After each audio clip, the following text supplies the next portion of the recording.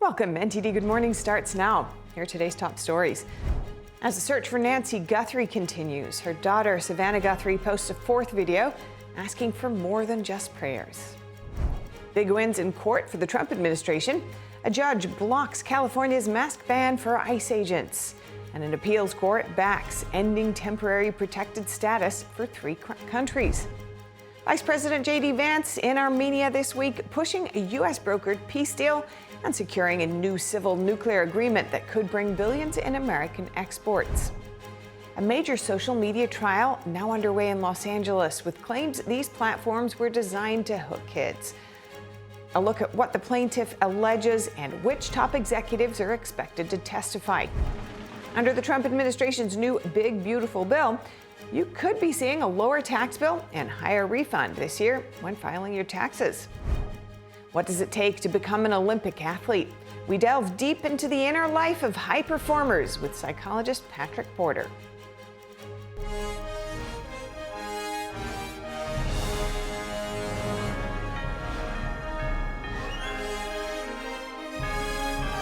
This is NTD Good Morning, live from our global headquarters in New York City. Here are Stephanie Cox and Carrie Dunst. Good morning. Thank you for joining us. Today's Tuesday, February 10th. You're watching NTD Good Morning, and my co-host Carrie is on special assignment. In today's top news, a plea for help. Savannah Guthrie posting a fourth video asking for more than just prayers. The FBI also appealing to the public, writing in a message, someone has that one piece of information that can help bring Nancy home. Here are the details. We believe our mom is still out there.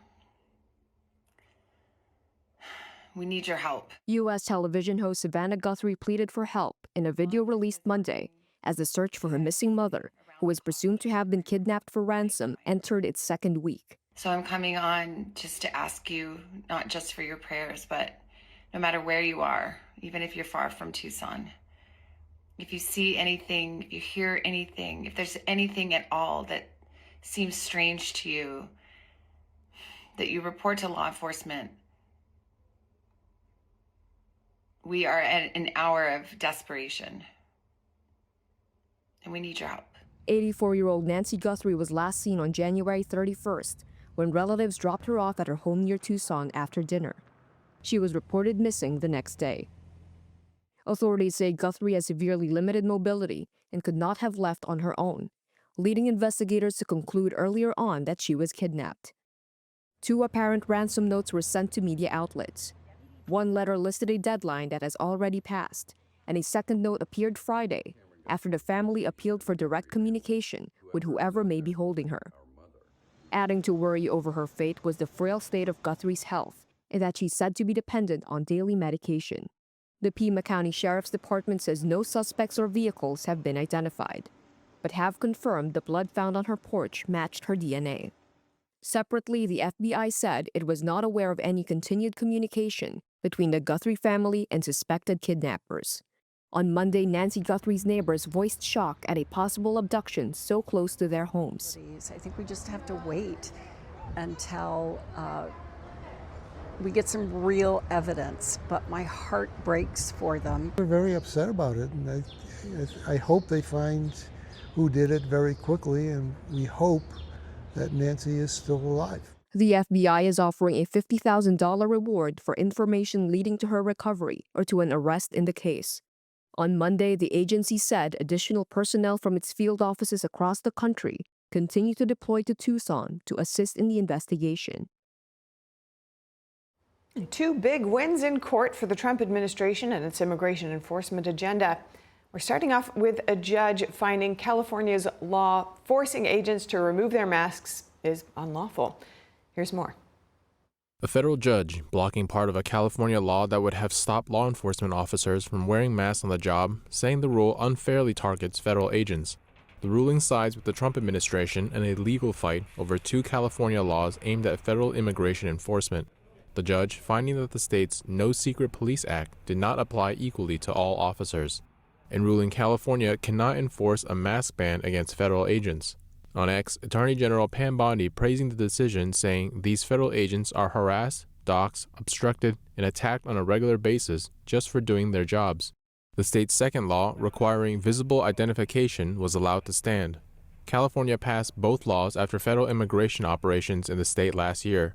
Meanwhile, a federal appeals court is clearing the way for the Trump administration to end temporary protected status for immigrants from 3 countries, Nepal, Honduras, and Nicaragua.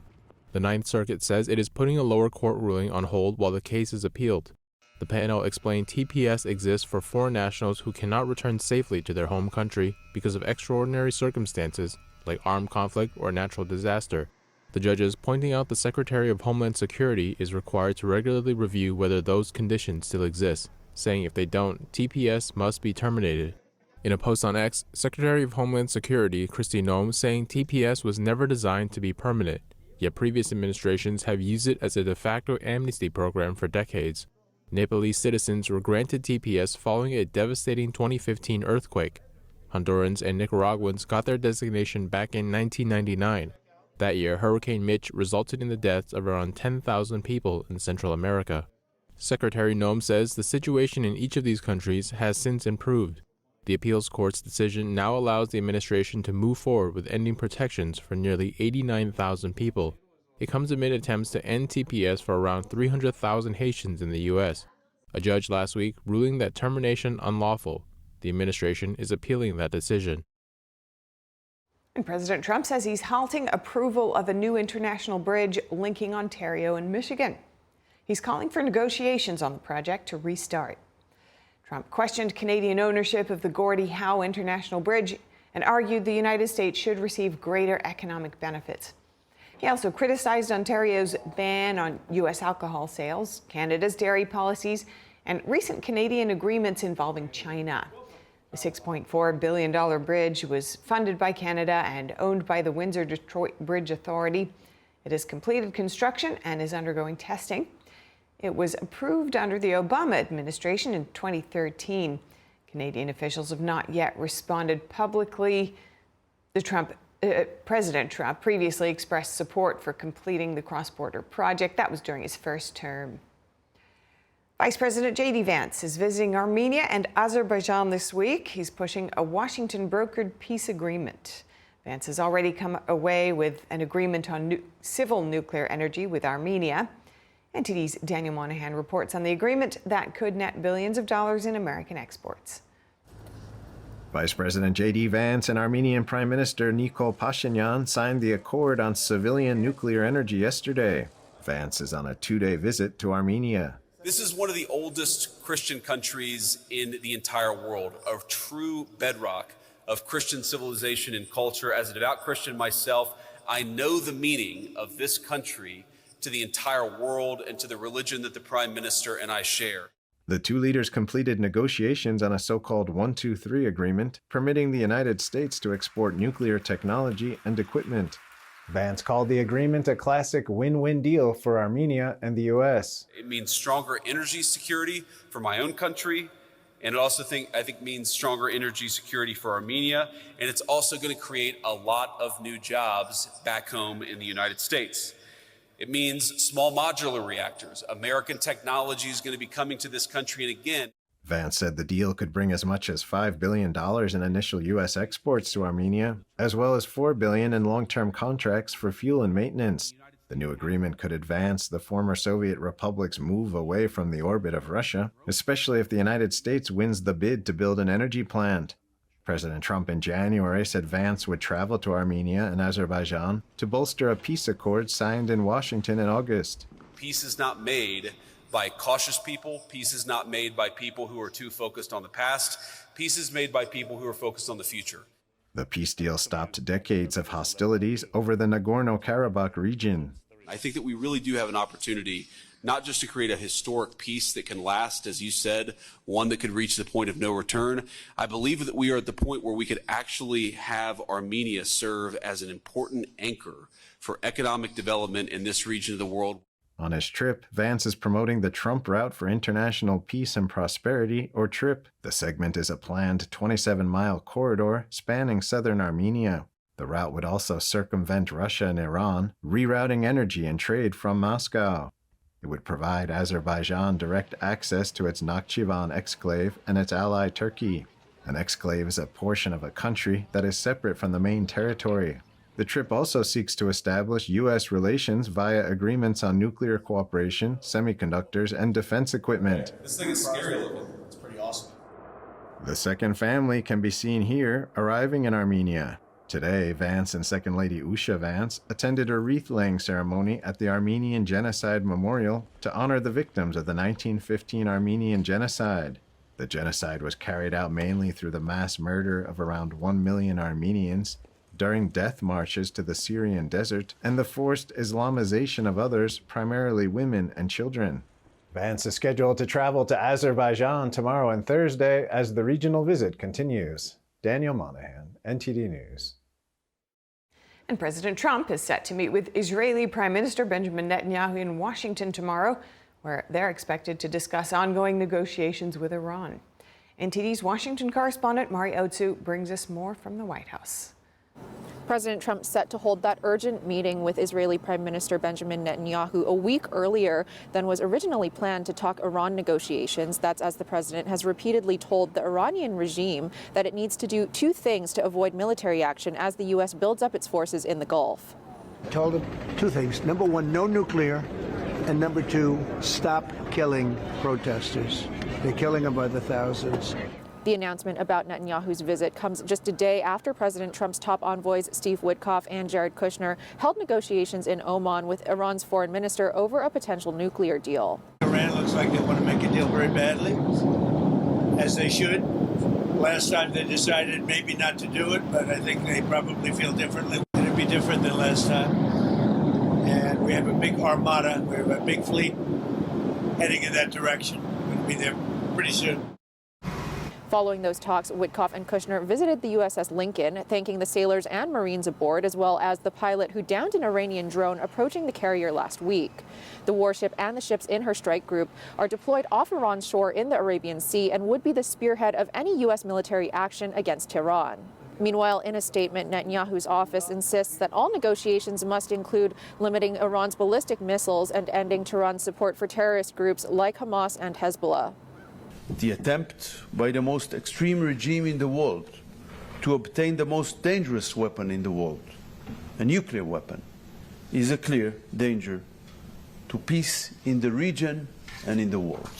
This comes as the Iranian regime leader urges Iranians to unify and participate in the coming anniversary of the Islamic Revolution. That's the 1979 uprising that ousted the pro-Western Shah, installing a dictatorship that enforces Sharia law. As long as the enemy is not made to despair, a nation remains exposed to harm and harassment. The enemy must be made to despair. The Trump administration's repeatedly warned about what it calls the growing global threat of Islamist ideology in the West. Now they want to go to Sharia law, but you're in a different country. You can't do that. When we talk about the threat of Islamism, this political ideology, there is no such thing as individual freedom or liberty.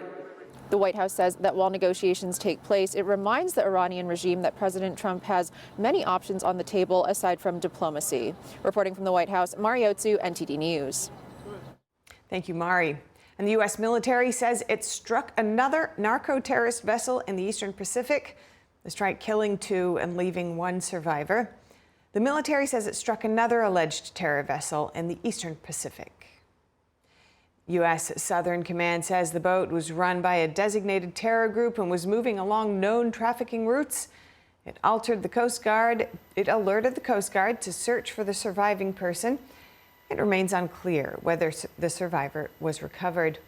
This marks the second strike in the Eastern Pacific in less than a week. Both operations are part of War Secretary Pete Hegseth's campaign against narco-terrorism, named Operation Southern Spear. Next, the Pentagon saying the U.S. will enforce its Venezuela blockade halfway around the world. That's after the U.S. military boards a crude oil tanker in the Indian Ocean accused of breaching a U.S.-enforced quarantine. Joining us for Insight is Peter Brown, Senior Fellow at the America First Policy Institute. Good to have you with us, Peter. You have extensive experience in countering transnational organized crime in the Caribbean and Central America with the U.S. Coast Guard. What's your initial response to this latest move, which did start in the Caribbean, ended in the Indian Ocean? Good morning, Stefania, and thank you for having me here. This is another example of the combined tactical excellence of U.S. military forces with an assertive strategic outcome of commercial, military, and diplomatic primacy in the Western Hemisphere and beyond. And one of the elements of President Trump's national security strategy is ensuring that the rules-based international order is not exploited by our adversaries to their advantage and our detriment. And this operation is one example of countering those abuses that have been taking place for decades. And in your opinion, how effective are these sanctions in terms of economic pressure? Well, we can see already that other countries, so for example, the UK and the European Union have sanctioned Russian oil. India is now reacting in response to the secondary sanctions that have been placed against them for importing Russian oil. And so these levers are now being used in a way that they really haven't been for centuries. This type of system is actually what ended global piracy centuries ago, and then the global slave trade.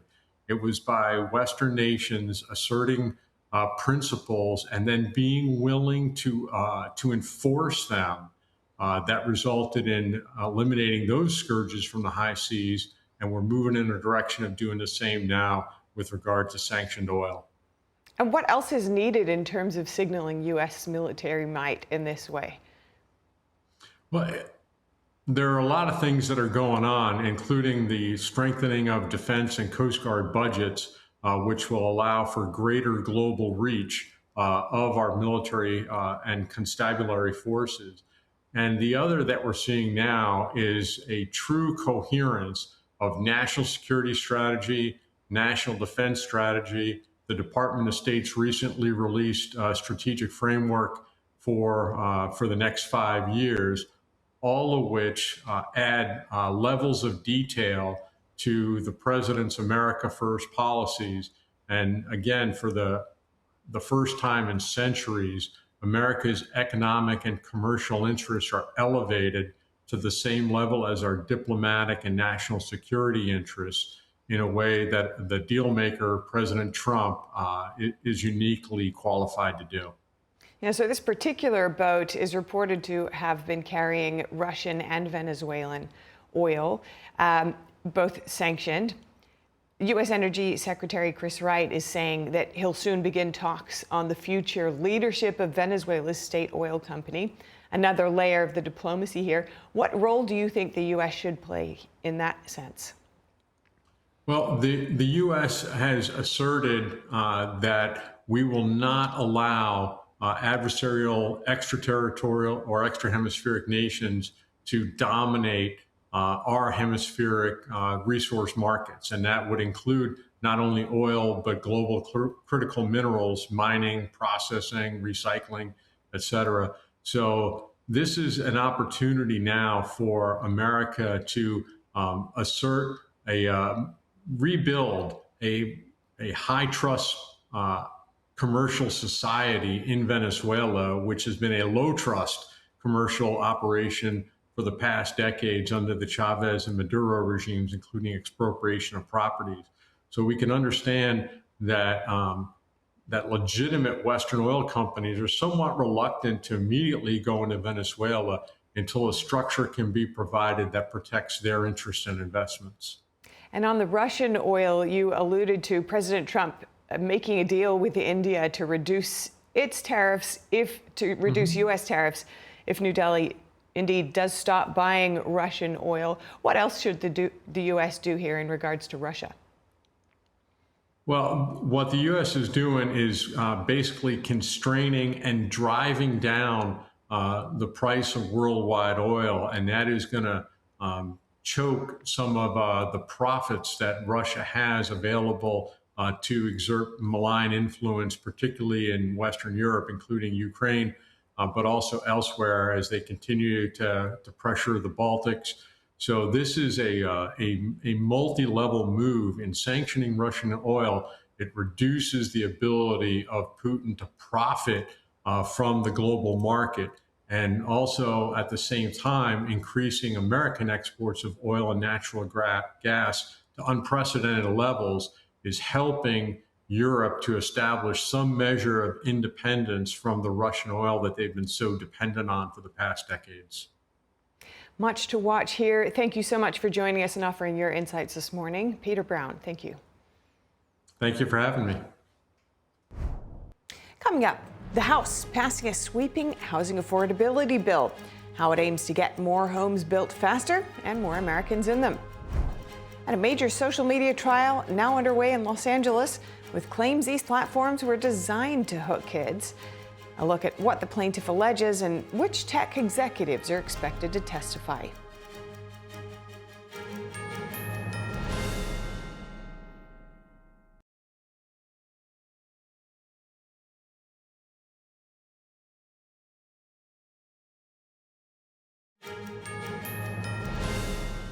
Welcome back. House lawmakers have passed a bipartisan bill aimed at tackling housing affordability nationwide.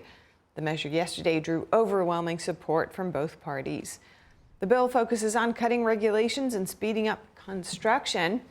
House Financial Services Committee Chairman French Hill saying yesterday the country needs significantly more housing of all types.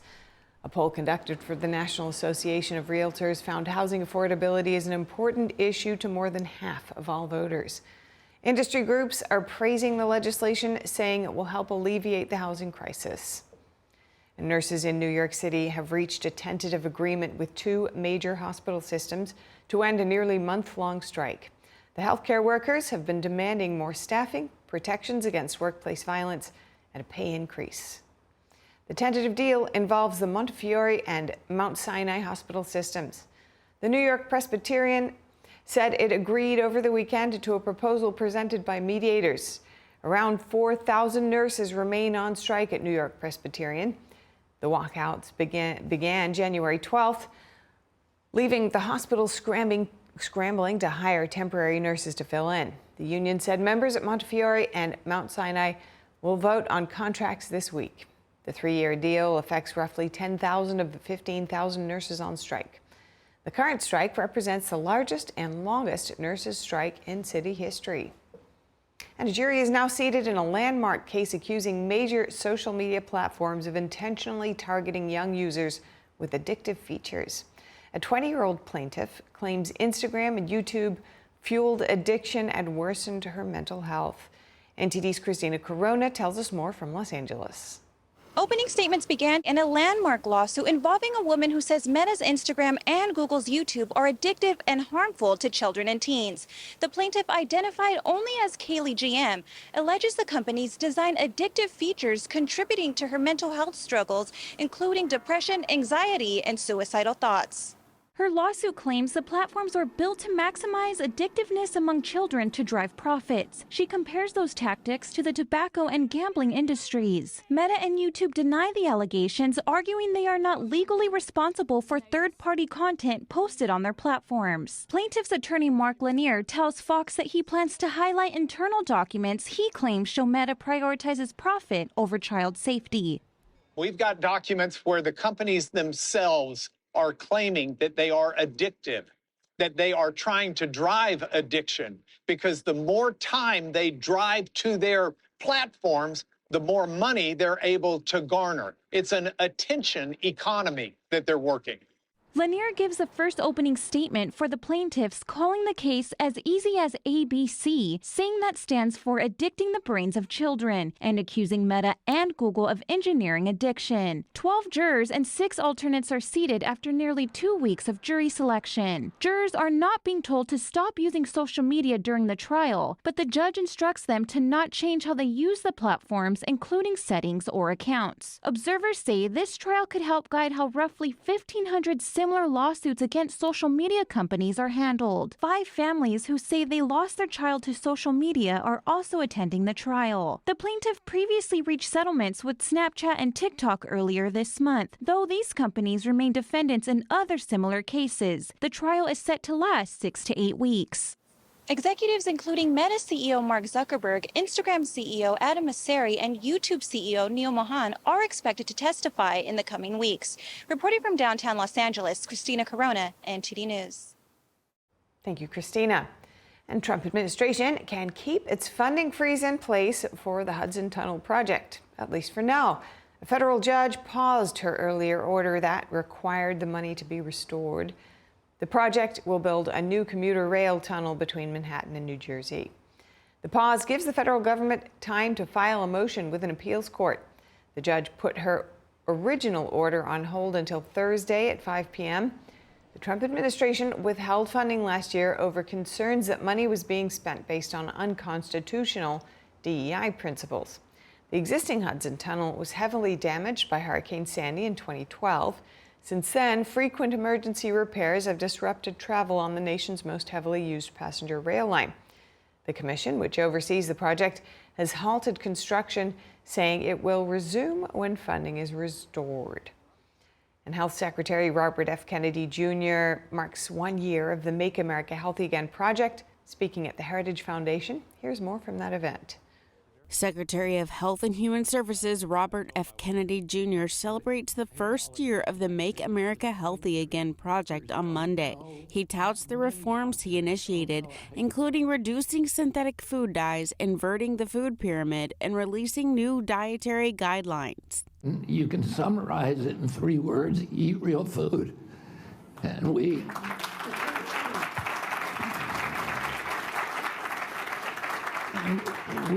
we took the politics out of it, and we made science-based, gold standard science-based recommendations. And these are recommendations that are going to keep us healthy. Kennedy says his agency plans to remove all 9 synthetic petroleum-based food dyes from the food supply by the end of this year. The secretary highlights the health impacts of ultra-processed food and the importance of diet in preventing chronic diseases. The costs to our society are existential. 77% of our children can no longer qualify for military service, and most of that is diet related. And we need to change what we're feeding these children, or we're going to lose our country. Regarding the healthcare industry, Kennedy says HHS is focusing this year on affordability and transparency.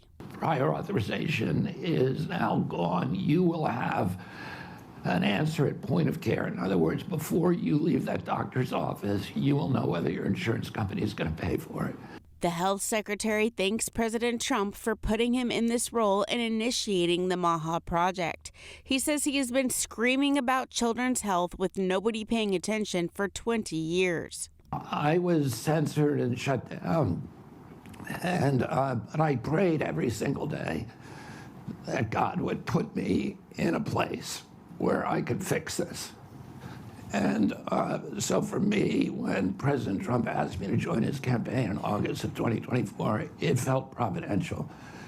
It felt like the answer to prayers. Other Maha achievements that the HHS is celebrating include lowering prescription drug prices, updating the childhood vaccine schedule, researching autism treatments, bringing back physical fitness, and withdrawing from the World Health Organization.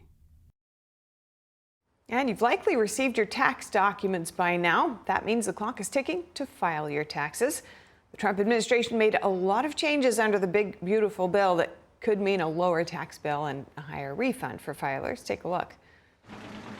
The deadline to file your 2025 taxes is quickly approaching. I would just get it done as soon as possible. Lisa Green-Lewis is a CPA and tax expert with TurboTax. Here's what she says you need to know. First, a higher standard deduction. That means more of your money is shielded from federal taxes. For single filers, it increases to $15,750, up from $15,000. For married couples filing jointly, it increases to $31,500, up from $30,000. Second, a higher state and local tax deduction, commonly known as SALT. It allows you to deduct your state and local income taxes or your state and local general sales taxes. That cap jumps to $40,000 from $10,000 for married couples filing together. You may also be able to deduct your property taxes as long as your income or sales taxes doesn't put you over that $40,000 cap. And those high property tax states and state tax states, they'll be able to claim some more of those deductions. Third, a larger tax credit for children. Parents can receive $2,200 per child. They must be under 17 at the end of the tax year, among other requirements. If you work in an industry where you get tips or overtime, there are some changes you need to know about. Eligible workers can deduct up to $25,000 in tipped income. If you're a service worker, like a firefighter, police officer, you can deduct up to $12,500 in overtime. Last year, the average refund was around $3,100, according to the IRS. With these new changes, some can expect an even higher refund. We are expecting filers to see up to $1,000 increase in their refund or lower balance due. The deadline to file your taxes is April 15th. A small single-engine plane made an emergency landing on a roadway yesterday in Gainesville, Georgia. According to the Gainesville Police Department, it collided with multiple vehicles and shut down a major intersection. The city finished clearing the street last night, opening up the street for regular traffic. The police reported minor injuries, but did not specify who was injured or the nature of the injuries. Up ahead, the U.S. is funding free speech initiatives in Europe. Why the Trump administration says it's critical right now. And the impact of anti-Semitism, from hostility on college campuses to canceled bank accounts. Witnesses testify on threats to religious liberty.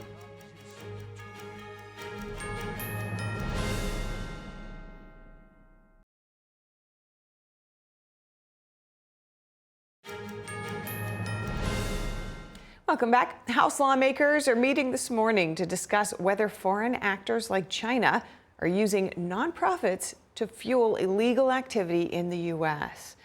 The House Ways and Means Committee says the panel will focus on how money is funneled through these nonprofits, including environmental groups, as a way to shape U.S. policy. Senator Ted Cruz last year accused the Chinese Communist Party of working through environmental groups to file lawsuits against fossil fuel companies, for example. And Canada's largest airline says it's suspending flights to Cuba because the island does not have enough jet fuel. Air Canada says it will carry out ferry flights to get 3,000 customers home.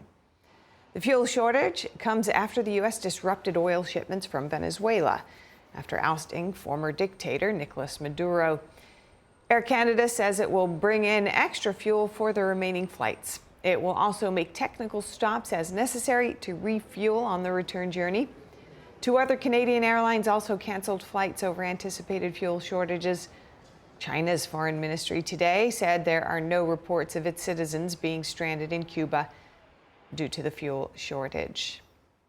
And the Trump administration says its plans to fund free speech initiatives in Europe. State Department Undersecretary Sarah B. Rogers discussing the initiative yesterday in Budapest alongside a top aide to Hungarian Prime Minister Viktor Orban.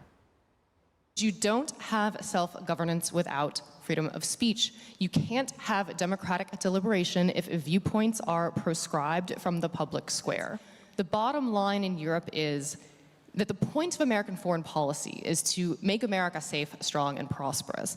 And that means we want safe, strong, prosperous allies. The initiative will include grants to support free expression after laws like the European Union's Digital Services Act and Britain's Online Safety Act.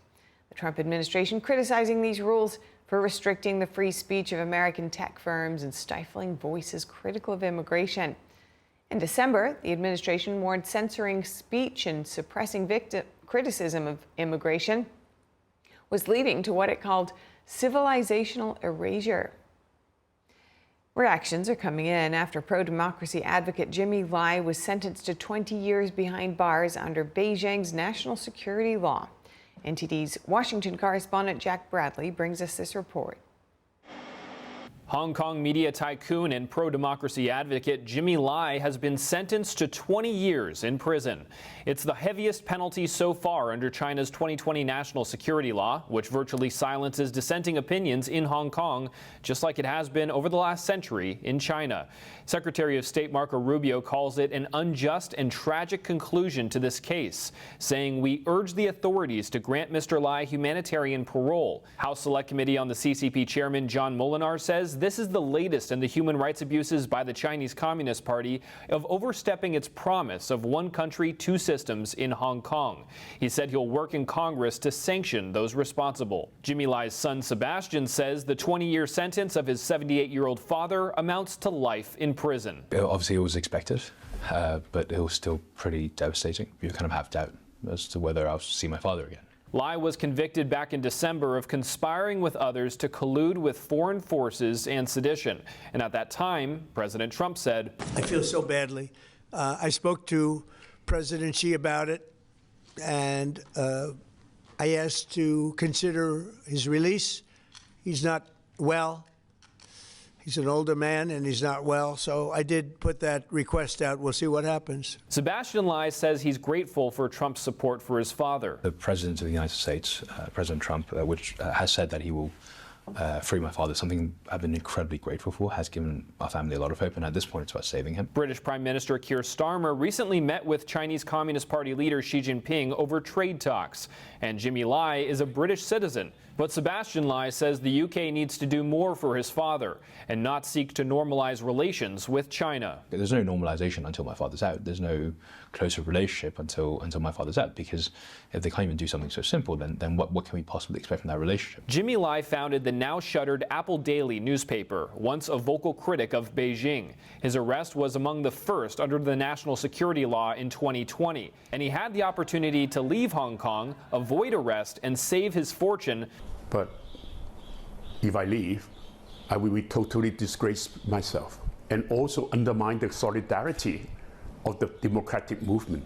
Looking ahead, President Trump is expected to visit Beijing in April, potentially an opportunity to push again for Lai's freedom. Reporting by Jack Bradley, NTD News. Thank you, Jack. And the impact of anti-Semitism, from hostility on college campuses to canceled bank accounts and more. Witnesses testify on threats to religious liberty today. David Lamb has more. At a hearing of the Justice Department's Religious Liberty Commission on Monday, witnesses testified on how anti-Semitism impacts religious freedom. One of the highlights, reports of hostility against Jewish students on college campuses, particularly after the Hamas terrorist attack on Israel on October 7, 2023. Much of the hostility spreads in ways that are not easy to see, and in too many university classrooms, the notion that Israel is a settler colonial state is a taken, it's given, even though it's a lie that erases 3,000 years of Jewish history and connection to the Jewish homeland. Some students are so poisoned by such lies that they vandalize property or tear down posters with faces of Israeli children and mothers and hostages being held in Gaza. The Religious Liberty Commission was established by President Trump to increase awareness and celebrate religious freedom in the U.S. This comes as the War Department says it's cutting academic ties with Harvard University, saying military officers were coming back from the school with, quote, heads full of globalist and radical ideologies that do not improve our fighting ranks. The Chinese Communist Party literally refers to the Harvard Kennedy School, which is their school of public policy and government, as, quote, the party school. Chinese communists or individuals who work against American interests should not be allowed on American campuses for any reason. They should not be allowed to donate money to American campuses for any reason. So that would be one example of new policies that we should be looking into. Why is it that the Chinese communists or Islamic nations know that the secret to undermine the United States is to sort of politically indoctrinate young people? Other witnesses brought up additional issues, including the denial of banking services. Ambassador Sam Brownback said his bank closed the accounts for his nonprofits, which advocated for religious freedom. He said the bank representative claimed they were concerned about possible criminal activities. And I go to the counter there in suburban Kansas City, and the lady looks at this computer screen, and she says, "I'm sorry, that account has been closed." The note here on the screen says it's been done at the corporate office, It was explained the decision was final and non-revocable, and they weren't supposed to say anything more to me. The commission will hold another hearing in March focused on religious liberty in healthcare and social services. David Lamb, NTD News. Ahead, what does it take to become an Olympic athlete? We'll delve deep into the inner life of high performers with psychologist Patrick Porter. And after leading the Seahawks to their second Super Bowl win, head coach Mike McDonald talks about what's next for the team, what he says the Seahawks need to keep doing.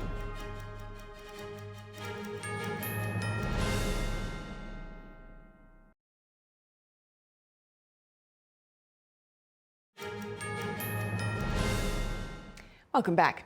Skier Lindsey Vonn's Olympic crash, which came while she was still recovering from an earlier accident, has ignited a debate over who decides when an injured competitor is fit to compete. Here's that story. Skier Lindsey Vonn's crash on Sunday's Olympic downhill is raising bigger questions about who decides when an injured competitor is fit to race. The 41-year-old American took the start line just a week after rupturing knee ligaments in a World Cup accident in the Swiss resort of Crans, Montana. She trained with a knee brace and posted the third fastest run on Saturday. But on race day, she suffered a devastating fall and was airlifted to a hospital with a broken leg. Vonn had said she felt strong enough to compete after days of therapy and medical consultations. But some experts say skiing needs clearer protocols governing when a competitor can return to racing, perhaps modeled on rugby's rules for players with concussion. International Ski and Snowboard Federation representative Peter Girdal says injuries are part of the sport. Well, I think it was a mistake of the racer, as most of the times happen. The course was maybe bumpy, or it's an Olympic medal race, so it has to be a challenging downhill, and most of the athletes managed really well. So if there are some mistakes from time to time, this happen in our sport, and unfortunately happened to Lindsey Vonn and to Cande Moreno. We have two athletes that unfortunately injured. Girdal says return to play decisions currently fall on national federations, not the international ski body. Norway, for instance, barred its own injured skier Marte Monsen from starting on Sunday. Athletes themselves are split. Some defend personal choice, while others worry about the example it sets for younger competitors. Italian skiing legend Alberto Tomba says Vonn's drive to compete was understandable, but misguided. She shouldn't have raced in Crans, Montana, as I said. After Tarvisio, the last podium, her last victory, she should have come here at the end of January and trained. But for an athlete, it's not easy to decide something like that.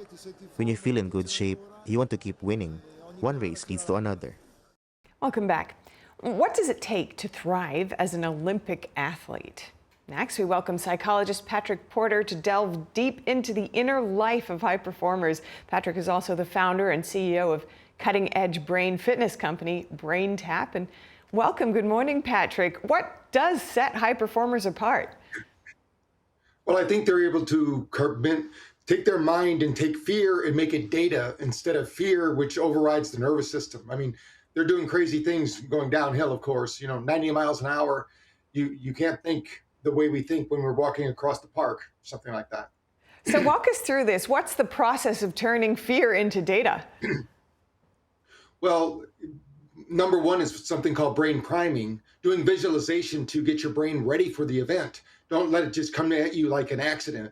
There's a saying that things happen through us or to us. These athletes feel reality is working through them instead of having the trees come at them, the hills, the bumps, all those things. They're actually in the flow state, what they call it. And this is a brain state, which usually is in a high state of alpha and theta, which is just below, you're really relaxed. Your brain is relaxed, but your body is responding at super speeds at that point.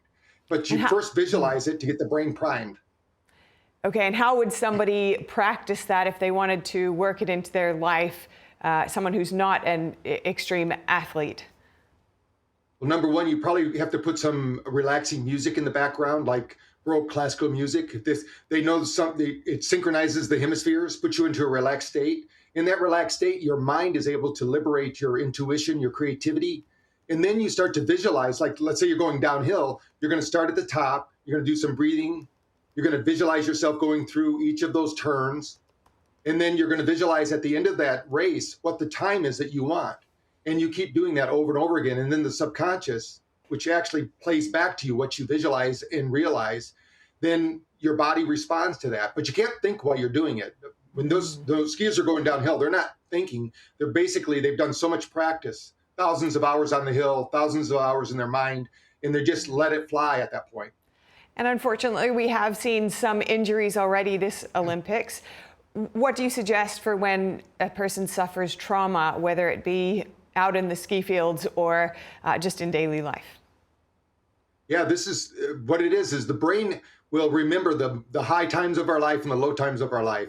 And we need to take those low times and actually act like you're a Hollywood producer, and you take those memories and you make them black and white, you put them behind you, and you say, hey, that happened to me in the past. My body is strong, my body is healthy. When I worked with the U.S. gymnast team a few Olympic Games ago, we found that those athletes that could overcome injury were the ones that showed up in the Olympics and got the gold or got the bronze or the silver medals, because they could put that injury outside of their mind and just focus on the task at hand, be in the moment.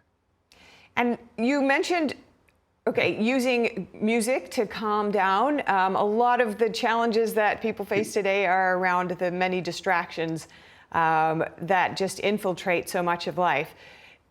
How do you recommend people work on getting that kind of extreme focus that I would say comes with the exercises that you're describing?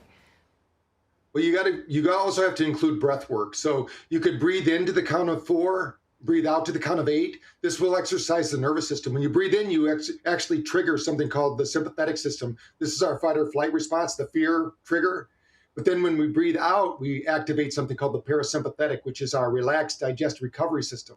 So as you breathe out, you should be visualizing what you want to excel in your life in a relaxed, calm manner. And then the brain will mirror that, because we have something in our body called mirror neurons. And these mirror neurons actually will play out what we see in our mind will happen through our body. It's not a belief thing anymore. It's actually science. We showed that if we can do some brain priming, get the body ready, keep the body relaxed while you're doing it.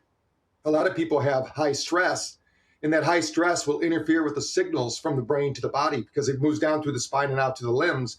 And if you're stressed, you can't get the right information, so you can't keep your balance. Basically, things you could do well.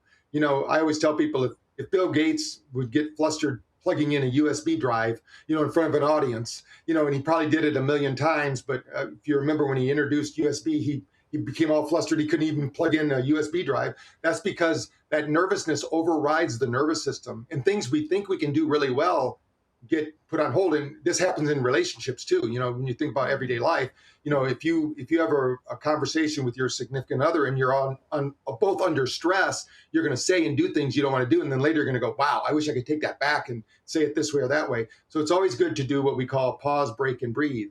There's no requirement in reality that says that when somebody asks you a question, you have to answer right away. You can just say, pause, break, breathe, because a lot of people hold their breath, especially under stress. And in instances like that, but also this kind of state of fear can be quite common or chronic for a lot of people, say, this term as a people pleaser or other forms of just going out and doing business in the world can create a lot of confrontation and require courage. What do you suggest for breaking down the kind of fear that may be lingering under the surface all of the time? Well, one thing is that in the past, you did the best you could with the information you had at hand. So don't judge yourself. If you bring your past into your present, that's like having 2 TV stations at the same time on the screen. You can't make sense out of either. So you want to basically focus on the moment, be present with the person you're with.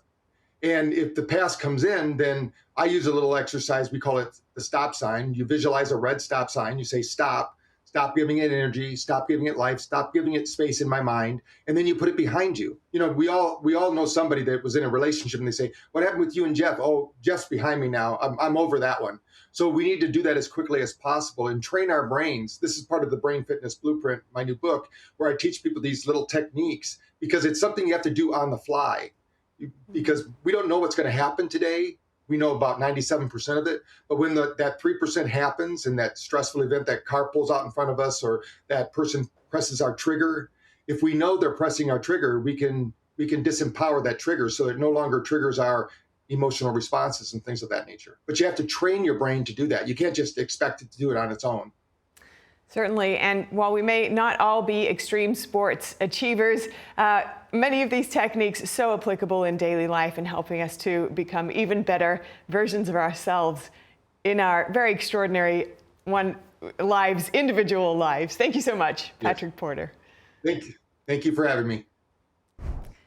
And now that they've won the Super Bowl, what's next for the Seattle Seahawks? Head coach Mike McDonald says the team needs to ride the momentum and not take the win for granted. Well, you know, we use the term chasing edges here in Seattle.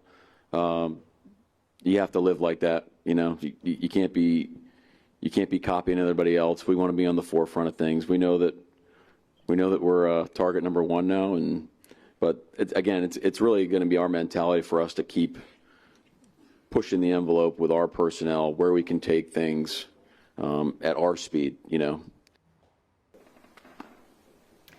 McDonald yesterday alongside MVP Kenneth Walker III, posing with trophies and answering reporters' questions. The MVP saying what he plans to do is stay positive and continue to work hard because you never know when it can all be over. The Seahawks relied on a relentless defense to beat New England 29-13 in Super Bowl 60 on Sunday. The win marked Seattle's second Super Bowl championship in franchise history and their first since 2014. Well, that's all we have time for this hour, but if you have any feedback on the show or have something you'd like to see us cover, send us an email at goodmorning@ntd.com. We'd love to hear from you. For round-the-clock original news coverage, watch us live at ntd.com/live or download our NTD app. I'm Stephanie Cox. See you soon.